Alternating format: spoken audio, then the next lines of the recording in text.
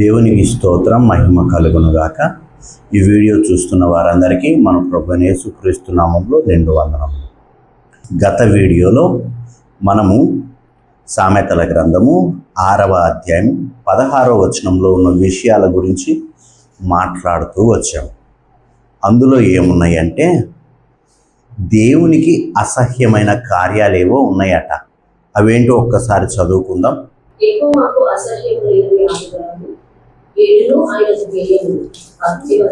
అవేవనక అహంకార దృష్టియు, కళ్ళలాడు నాలుక, నిరపరాధులను చంపు చేతులు, దుర్యోచనలు యోచించు హృదయము, కీడు చేయడానికి పరుగులెత్తు పాదములు, లేని వాటిని పలుకు అబద్ధ సాక్షి, అన్నదమ్ముల్లో జగడాలు పుట్టించే వ్యక్తి అట. రైట్. ఇందులో మనము మొదటిగా ఏముంది, అహంకార దృష్టి గురించి మాట్లాడుకున్నాం. అందులో నెక్స్ట్ వన్ కళ్ళలాడు నాలుక. అందులో ఫస్ట్ పార్ట్ మాట్లాడుకున్నాము. ఇప్పుడు సెకండ్ పార్ట్లోకి వస్తే కొన్ని సందర్భాలను మనం ఒకసారి పరిశీలిద్దాం. ఎందుకంటే పోయినసారి మనం మాట్లాడుకున్న దానిలో ఒక వ్యక్తి అబద్ధాలు ఆడితే, అబద్ధాలు ఆడినప్పుడు అతని నోట నుండి వచ్చి మాటలు అన్నవి అది అపవాదికి సంబంధించినవి అని మనం చూసాం. అంతేనా కదా? ఇప్పుడు ఇంకొన్ని విషయాలను, బైబిల్లో ఉన్నటువంటి విషయాలను మనం మరి ఒకసారి పరిశీలిద్దాం. ఆదికాండము 12వ అధ్యాయం చూస్తే ఇక్కడ మనకు అబ్రహాము గారు కనపడతారు. ఎవరు? అబ్రహాము గారు కనపడతారు. ఈ ఆదికాండము 12వ అధ్యాయంలో దేవుడు 11వ అధ్యాయంలో అబ్రహాం గారిని నీ ఊరిని, నీ స్వజనాన్ని వదిలిపెట్టి రా అని చెప్పినప్పుడు 12వ అధ్యాయానికి వచ్చేసరికి పూర్తిగా వదిలిపెట్టేసి నేను చూపించే దేశానికి వచ్చేసేయి అంటాడు దేవుడు. వచ్చిన తర్వాత 10వ వచనంలో చూస్తే అప్పుడు ఆ దేశంలో కరువు వచ్చిందంట. కరువు భారంగా ఉన్నందున అబ్రాము రైట్ అబ్రహాం గారు ఏం చేశారంటే ఆ దేశంలో కరువు భారంగా ఉన్నందుకు ఐగుప్తు దేశానికి వెళ్ళాడు. అక్కడికి వెళ్ళిన తర్వాత 11వ వచనం, అతడు ఐగుప్తులో ప్రవేశించుటకు సమీపించినప్పుడు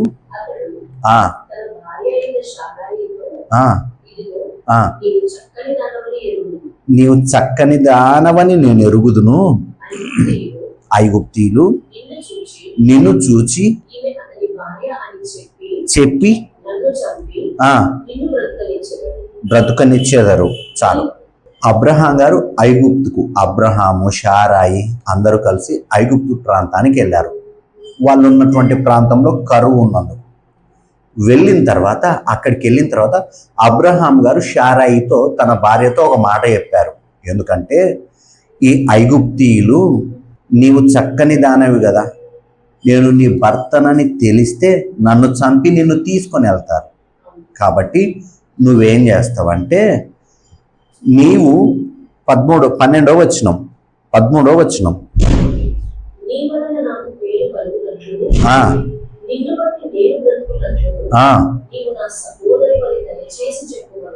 ఏంటంట, నీవు నాకు సహోదరివి, నీవు నాకు చెల్లెలని చెప్పమన్నాడట. ఎందుకంటే ఆయనకు కట్టుకున్న భార్య కదా, ఇతనితో పాటు వచ్చిన స్త్రీ కదా, దేశాలు దాటుకొని వచ్చారు. వచ్చిన తర్వాత ఈ ప్రాంతానికి వచ్చిన తర్వాత, ఐగుప్తు ప్రాంతానికి వచ్చిన తర్వాత అక్కడున్న మనుషులకు భయపడి ఈ మనిషి ఏం చేస్తున్నాడంటే నీవు నాకు చెల్లెలని చెప్పు. వాస్తవానికి అబ్రహాం గారికి ఏమేమవుతారు? భార్య అవుతారు. ఏమని చెప్పమన్నాడు? చెల్లెలని చెప్పమన్నాడు. రైట్. అదే ఆదికాండం 20వ అధ్యాయానికి వద్దాం. 1వ వచనం చదువుదాం. అక్కడి నుండి ఆ, అబ్రహాము ఆ, దక్షిణ దేశంలో తరలిపోయి కాదేశును ఆ, షూరుకు మధ్య ప్రదేశంలో నివసించి గెరారులో కొన్నాళ్ళు ఉండి గెరారు అన్నది ఫిలిస్తీన్ల ప్రాంతం. గెరారులో ఉన్నాడు. అప్పుడు ఉమ్, అబ్రహాము ఉమ్, తన భార్య అయిన శారాను గురించి చూచి ఈమె నా చెల్లెలని చెప్పాను కనుక ఆ, గెరారు రాజైన అబీమెలెకు ఆ, శారాను పిలిపించి ఆ, తన ఇంట చేర్చుకుని చాలు. ఇక్కడ ఏం చెప్తున్నాడు? చెల్లి అని చెప్పి చెల్లి అని చెప్తున్నాడు.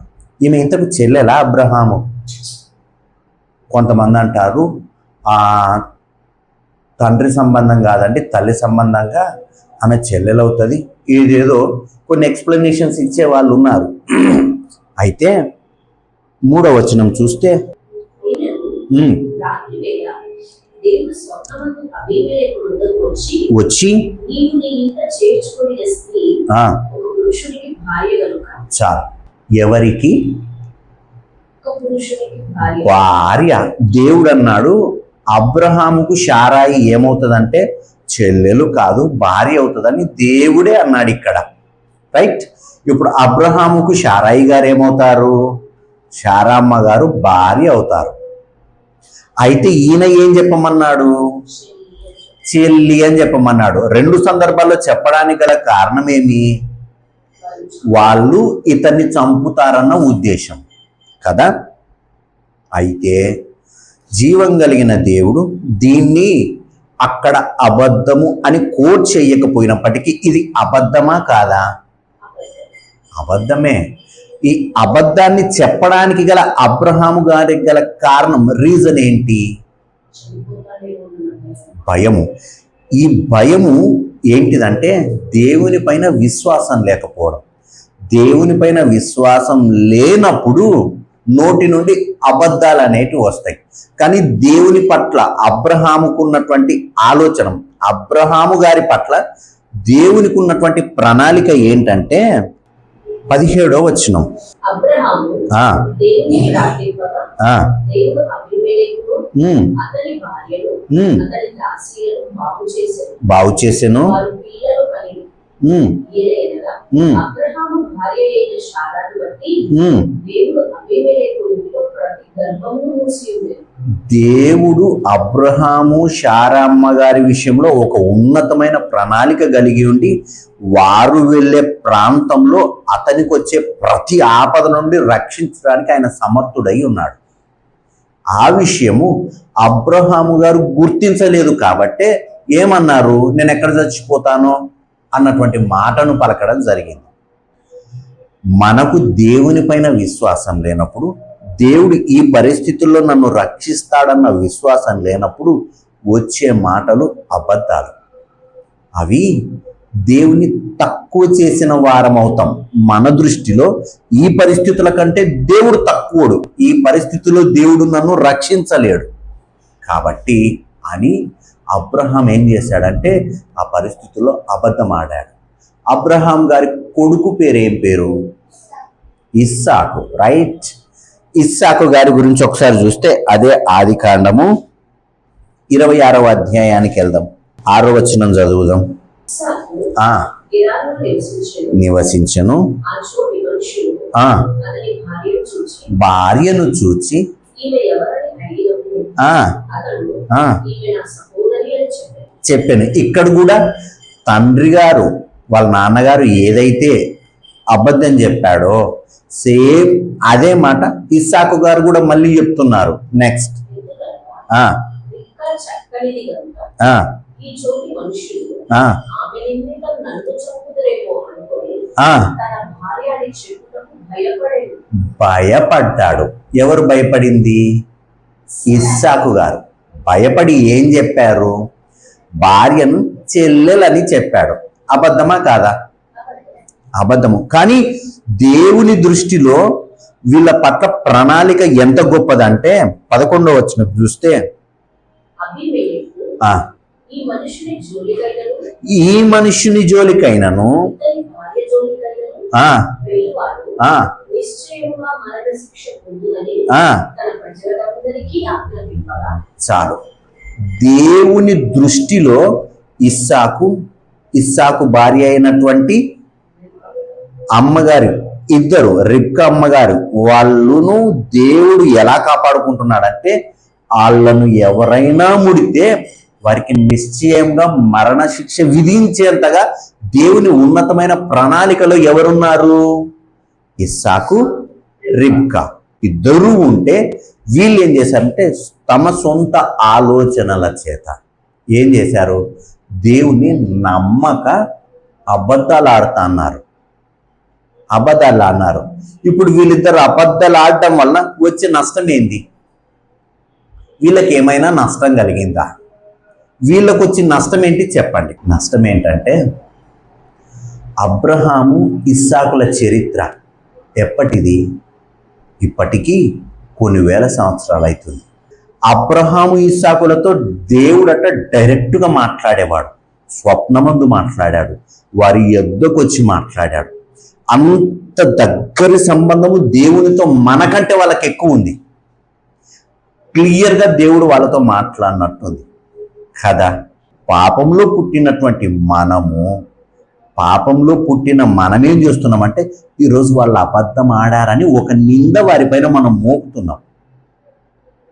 ఈరోజు మనం అంటున్నాం, ఆ కాలంలో ఉన్నటువంటి అబ్రహాము ఇస్సాకులు ఇద్దరు పెద్దలు. అబ్రహాము విశ్వాసులకు తండ్రి, పితామహుడు. అలాంటి వ్యక్తిని ఈరోజు నేనేమంటున్నా అంటే ఆయన అబద్ధాలు ఆడాడని, ఆయన గురించి ఆయన ఆ రోజు దేవునికి వ్యతిరేకంగా బ్రతికాడని ఈరోజు నేనంటున్నా. అంటే అతని సాక్ష్యము దెబ్బతినింది. నేను దెబ్బతీస్తున్నా. ఎక్కడ చూసి? వాక్యంలో చూసి. నాలాంటోళ్ళు ఈ వాక్యాన్ని చదివితే ప్రతి ఒక్కరు అబ్రహాము ఇస్సాకులు గారు ఇద్దరు అబద్ధాలాడారని చెప్పాల్సిందే.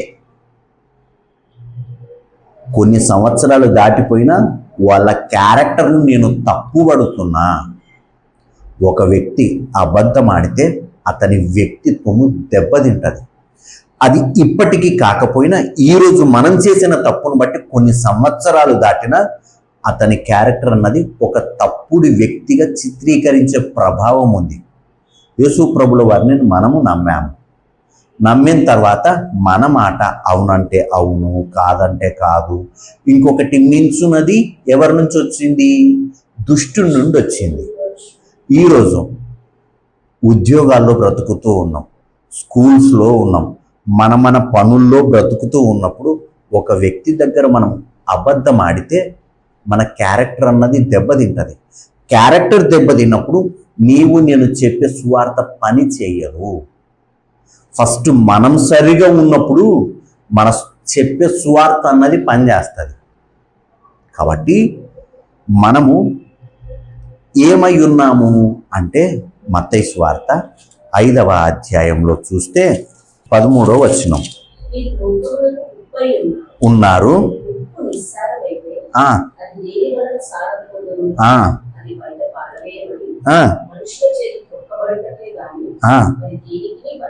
పనికిరాదు. మీరు లోకానికి వెలుగు.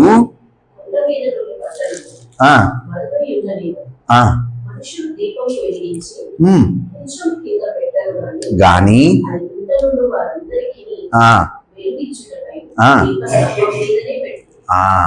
ఉదాహరణకు మనకు రాత్రిపూట కరెంటు పోతే క్యాండిల్ తీసుకొచ్చి ఎత్తైన ప్లేస్లో పెడతాం. ఎత్తైన ప్లేస్లో పెట్టినప్పుడు ఆ క్యాండిల్ చుట్టుపక్కల వాళ్ళందరికీ వెలుగునిస్తుంది. అదే కనుక క్యాండిల్ ఆరిపోయింది అనుకో ఏమవుతుంది? చీకటి అవుతుంది, మొబ్బు అవుతుంది. చీకటి అయ్యిందనుకో కిందున్న పరిస్థితి ఏంది? కాబట్టి నిన్ను నన్ను దేవుడు యేసు ప్రభుల వారి రక్తంలో కడగబడిన మనల్ని దేవుడట ఒక దీపంలా ఉంచాడంట. నేను దీపమై ఉండి ఆ దీపంలో లోపాలు ఉన్నాయి అనుకో, ఆ దీపాన్ని ఆ వెలుగును ఎవరు నమ్మరు. కిందున్నోళ్ళు ఇంకా చీకట్లోనే బ్రతుకుతారు. మన క్యారెక్టర్ దెబ్బతిన్నప్పుడు మనం చెప్పే స్వార్థ పని చేయదు. కాబట్టి మన వ్యక్తిత్వాన్ని మంచిగా ఉంచుకుందాం. ఇంకో విషయాన్ని చూద్దాం. అదే ఆది కాండము 27వ అధ్యాయానికి వెళ్దాం. 1వ వచనం. ఇస్సాకు వృద్ధుడై అతని కన్నులకు మందదృష్టి కలిగినప్పుడు అతడు తన పెద్ద కుమారుడైన ఏశావుతో చాలు. ఇస్సాకు 27వ అధ్యాయంలో చూస్తే ఇస్సాకు వృద్ధుడయ్యాడు. మనందరికీ తెలిసిన కథనే. ఏశావుతో చెప్పాడు, నాయనా నేను నిన్ను ఆశీర్వదించాలనుకుంటున్నా, నాకు మాంసం తీసుకొని రా అన్నాడు. సరే అని చెప్పేసి ఏశావు ఏం చేశాడు, మాంసం తీసుకొని రావడానికి వేటకు అడవికి వెళ్ళాడు. అడవికి వెళ్తే ఈ నాయన నాకు మాంసం తీసుకొని రా, నిన్ను ఆశీర్వదిస్తానన్న విషయాన్ని ఎవరు విన్నారు? రిబ్కా అమ్మగారు విన్నారు. విని యాకోబు గారికి చెప్పారు. ఏమని? యాకోబు మీ అన్న మాంసం తేవడానికి వెళ్ళారా, కాబట్టి నువ్వు వెళ్ళి ఏం చేస్తావంటే మీ నాన్న దగ్గరికి వెళ్ళి నేనే ఏశావునని చెప్పేసి అని వాళ్ళమ్మ చెప్తుంది. వాళ్ళమ్మ చెప్పిన మాటలను బట్టి యాకోబు గారు తండ్రి దగ్గరికి వెళ్తారు. తండ్రి దగ్గరికి వెళ్ళి ఏమని చెప్తాడు? నాన్న నేనే ఏశావునని చెప్తాడు. 18వ వచనం 27:18. అతడు తన తండ్రి యొద్దకు వచ్చి నా తండ్రి అని పిలువగా పిలువగా అతడు ఏమినా కుమారుడా ఆ నీ వివరమని ఆ ఆ నీ వివరమని అడిగాడు. అడిగాను. అందుకు యాకోబు ఆ నేను ఏశావు అను నీ జ్యేష్ఠ కుమారుడను. చాలు. ఎవరిక్కడ? యాకోబు యాకోబు తన పేరేం పేరు చెప్తున్నాడు? ఏశావు అను. ఏశావు అని చెప్తున్నాడట. మరి ఇట్లా చెప్పడం కరెక్టేనా? తప్పు కదా. మరి తప్పు చెప్పినప్పుడు ఈ తప్పు చెప్పి ఆశీర్వాదాలను కొట్టేశాడా లేదా? ఈ తప్పు చెప్పేటప్పుడు మళ్ళీ ఏమంటాడు? అదే 19వ వచనంలో చూస్తే నీవు నాతో చెప్పిన ప్రకారం చేసి ఉన్నాడు. చేశాడా? రాంగ్ చేశాడు. నెక్స్ట్ నీవు నన్ను దీవించడమై దయచేసి లేచి కూర్చుండి నేను వేటాడి తెచ్చిన దానిని తినమని. ఇతడు వేటాడి తెచ్చాడా? మళ్ళీ అబద్ధం చెప్పాడు. 20వ వచనం. అప్పుడు ఇస్సాకు ఆ. నా కుమారుడా ముందు శీఘ్రముగా అది నీకు ఎట్లు దొరికినని అడిగితే అతడు ఆ నీ దేవుడైన యెహోవా ఆ నా ఎదుటికి దాన్ని రప్పించుట చేతనే అని చెప్పాడు. చేసేదే తప్పుడు పని, అబద్ధము. మళ్ళీ ఏం చేస్తున్నాడు? దేవుణ్ణి అడ్డు పెట్టుకుంటున్నాడు. దేవుణ్ణి అడ్డు పెట్టుకుంటే చెప్పే మాట ఏమవుతుంది? అబద్ధము నిజమవుతుందని అనుకున్నాడు. అప్పుడు అక్కడున్న వ్యక్తి తండ్రి నమ్మాడు. కానీ దేవుడేమన్నాడు? మోసగాడు అన్నాడు. అబద్ధమే కదా. భక్తులు అబద్ధం చెప్తే కరెక్ట్ అవుతాయా? కొంతమంది అంటారు నోవహ అండి మందాగాడు, మందాగి పడిపోయాడు, మద్యం సేవించి పడిపోయాడు అంటే సేవకులు ఏం కాదు మనం అట్లా అనకూడదు, ఆయన మద్యం సేవించినా కూడా దాన్ని తప్పుగా లెక్కేసుకోకూడదు, అది మంచి మద్యం అయి ఉంటుంది అని చెప్పేటోళ్ళు ఉన్నారు. ఇక్కడ చూస్తే యాకోబు అబద్ధాలు ఆడాడు, మోసం చేశాడు. మోసం చేసి అబద్ధం ఆడి ఆశీర్వాదాలన్నీ కొట్టేశాడు. కొట్టేసిన కూడా మోసగాడు అనకూడదట. ఎందుకంటే 2వ సమూయేలు గ్రంథం 7వ అధ్యాయంలో ఒక మాట ఉంటుంది. 28వ వచనం. యెహోవా నా ప్రభువా నేను దయచేయుదునట్లు నీవు నా దాసుడైన నాకు సెలవిచ్చుచున్నావే. నీవు దేవుడవు కనుక నీ మాట సత్యం. నీవు దేవుడవు కాబట్టి నీ మాట ఎప్పటికీ సత్యమే. నీ మాటలో అబద్ధం కలవదు. అబద్ధం అన్నది కీడుకు సంబంధించింది, దుష్టునికి సంబంధించింది. దేవుడు అబద్ధం ఆడడు. తన పిల్లలను అబద్ధం ఆడడానికి ప్రేరేపిస్తాడా? ఏం కాదులే, నేను ఆడను, మీరు ఆడండి, ఏం కాదు, మేనేజ్ చేసుకుందాం అని చెప్పేటటువంటి మనసు కలిగిన వాడా? కాదు. కాబట్టి అబద్ధం యాకోబు ఏం చేశాడంటే అబద్ధం ఆడాడు. అబద్ధం ఆడి ఆశీర్వాదాలు కొట్టేశాడు. అయితే 31వ అధ్యాయంలో చూస్తే అదే ఆది కాండము 31వ అధ్యాయము 38వ వచనం నుంచి చూద్దాం. నేను నీ యొద్ద నుండి ఆ, నీ గొర్రెలనైనను ఉమ్, మేకలైనను ఉమ్, ఈడ్చుకొని పోలేదు. పోలేదు, నీ మంద పొట్టేళ్లను ఉమ్, నేను తినలేదు. తినలేదు, దుష్ట మృగముల చేత ఆ, చీల్చబడిన దానిని ఆ, నీ యొద్దకు తేక ఆ, ఆ నష్టము నేనే పెట్టుకున్నాను. నేనే పెట్టుకుంటుని, పగటి యందు దొంగిలింపబడిన దాన్ని ఆ, నేవి, రాత్రి యందు దొంగిలింపబడిన దాన్ని నీవి ఆ, నా యొక్క పుచ్చుకుంటే ఆ. నేను ఇలాగంటే చాలు. 41వ వచనం చదువుదాం. ఇది వరకు నీ ఇంటిలో ఆ, 20 ఏళ్ళు ఉంటే 20 ఏళ్ళున్నాను మీ ఇంట్లో నేను. నీ ఇద్దరి కుమార్తెల నిమిత్తము ఆ, 14 ఏళ్ళు ఆ, నీ మంద నిమిత్తము ఆ, 6 ఏళ్ళు ఉమ్, నీకు కొడుకు చేసింది. చేసి తిని, అయినను ఆ, నీకు నా చిత్తము 10 మార్లు మార్చింది. చాలు. 20 సంవత్సరాలు మామ దగ్గర బ్రతికాడు. 20 సంవత్సరాలు మామ దగ్గర బ్రతికిన 20 సంవత్సరాలు మామతో మోసపోతూనే ఉన్నాడు. అక్కడేం చేశాడు? అన్నను మోసం చేశాడు, తండ్రిని మోసం చేశాడు, ఏశావును మోసం చేశాడు, తండ్రిని మోసం చేశాడు. మోసం చేయడం వలన ఇతడు బ్రతుకుతున్న దినములలో తన 20 సంవత్సరాలట మోసపోతూనే ఉన్నాడు. అబద్ధము చెప్పినందుకు, అబద్ధము చెప్పి మోసం చేసినందుకు తన జీవితంలో 20 సంవత్సరాలు ఆ ఫలితాన్ని ఎదుర్కోవాల్సి వచ్చింది. మోసం చేశాడు, అన్న చేత తరుమబడ్డాడు, మోసం చేశాడు, వేరే దేశానికి పారిపోవాల్సి వచ్చింది, మోసం చేశాడు, అబద్ధం ఆడాడు, అబద్ధం వలన తల్లిదండ్రులకు దూరం కావాల్సి వచ్చింది. వీటన్నిటికీ కారణం ఏంటంటే తాను చెప్పిన అబద్ధము. ఇంకో వచనం చూద్దాం చివరిగా, ఈ మాట చెప్పుకొని ముగిద్దాము. 37వ అధ్యాయం 31వ వచనం. వారు ఆ, యోసేపు అంగీని తీసుకొని తీసుకొని ఒక మేకపిల్లను చంపి దాని రక్తంలో ఆ అంగీని ముంచి ఆ విచిత్రమైన నిలువుటంగిని పంపగా వారు తండ్రి యొద్దకు దాన్ని తెచ్చి ఇది మాకు దొరికింది, ఇది నీ కుమారుని అంగి అవునో కాదో గుర్తుపట్టమని చెప్పిరి.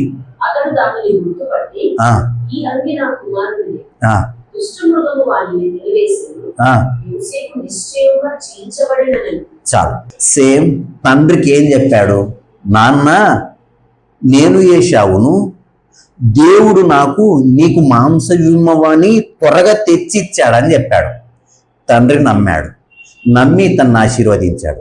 సేమ్ యాజ్ ఇట్ ఈస్గా తన పిల్లలు తన దగ్గరకు వచ్చి, నీకు ఇష్టమైన కుమారుడు యోసేపు ఉన్నాడే, యోసేపును దుష్ట మృగాలు తిన్నాయి, కావాలంటే చూడు అని అతని బట్టలు మేక, చనిపోయిన మేక మాంసంలో అద్దుకొని, రక్తములో అద్దుకొని వచ్చి తీసుకొని వచ్చి ఆ బట్టలను చూపెట్టి నీ కొడుకు చనిపోయాడు అని చెబితే అతడు అవి చూసి నమ్మి ఏడ్చాడట. ఆ కాలంలో తండ్రిని మోసం చేశాడు అబద్ధము చెప్పి. ఈ కాలంలో కొడుకులు సేమ్ అదే అబద్ధాన్ని తీసుకొని వచ్చి తండ్రికి చెప్పి ఇక్కడ ఏం చేస్తున్నారు? తండ్రిని మోసం చేస్తున్నారు. మనం ఏదైతే అబద్ధాలు చెప్పి నాటకాలాడి ఎదురున్న వ్యక్తుల్ని మోసం చేస్తామో అటువంటి మోసము మన జీవితంలో కూడా అనుభవించాల్సి వస్తుంది. కాబట్టి ఎప్పుడు కూడా అబద్ధాలాడే వ్యక్తులుగా మనం ఉండకూడదు. మనం ఏదైతే చేస్తుంటామో ఎదుటిన్న వ్యక్తి గుర్తించలేకపోవచ్చు, మనల్ని గుడ్డిగా నమ్మొచ్చు, కానీ మనల్ని అందరిని చూసే దేవుడు ఉన్నాడు కదా, ఆ దేవుడు ఏం చేస్తాడంటే దానికి తగిన ప్రతిఫలాన్ని ఇస్తాడు. కాబట్టి మన నోటి మాటలను అబద్ధాలు రాకుండా చూసుకోవాలి. కుటుంబాల్లో కూడా ఏం చేస్తాం? తల్లిదండ్రులకు అబద్ధాలు చెప్తాం, భార్యాభర్తల మధ్యన అబద్ధాలు జరిగే పరిస్థితులు ఉంటాయి, ఉద్యోగాల్లో మనుషుల మధ్యన ఎక్కడ పడితే అక్కడ తమను తాము మనల్ని మనం ప్రొటెక్ట్ చేసుకోవడానికి ఏం చేస్తామంటే అబద్ధాలు ఆడతాం. ప్రతి అబద్ధం అట అది దుష్టుని నుండి వస్తుందంట. దేవుడు వాటిని అలో చెయ్యడు. అలాంటి మాటలు మాట్లాడుతున్నామంటే ఆ కొద్దిసేపు మనము దుష్టుడి యొక్క ఆధీనంలోకి వెళ్ళినట్టు. కాబట్టి అబ్రహాము ఇస్సాకులు ఏం చేశారు? భయపడి అబద్ధాలు చెప్పారు కదా.